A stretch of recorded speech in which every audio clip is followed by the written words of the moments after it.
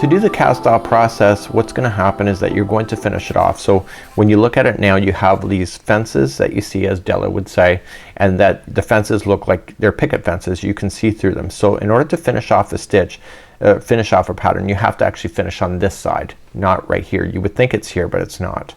So to do that, you have just to honor. So if you're doing a knit stitch, you're going to do exactly the same way, and other types of stitches you just have to be very conscious on how to do it. So this is a simple stitch.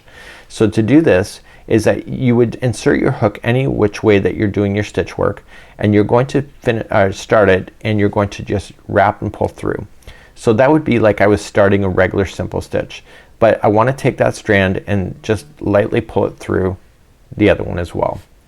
And so you're just gonna go into the next one and pull through. So there's my simple, and I lightly pull it through, and you keep doing that all the way back to the other side.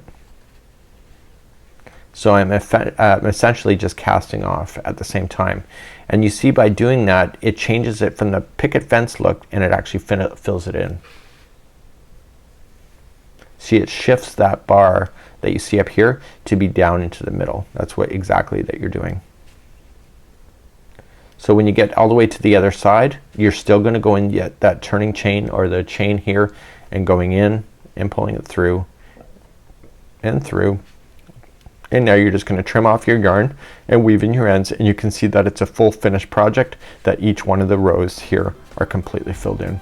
So until next time, I'm Mikey on behalf of the Crochet Crowd as well as yarnspirations.com. We'll see you again real soon. Bye bye.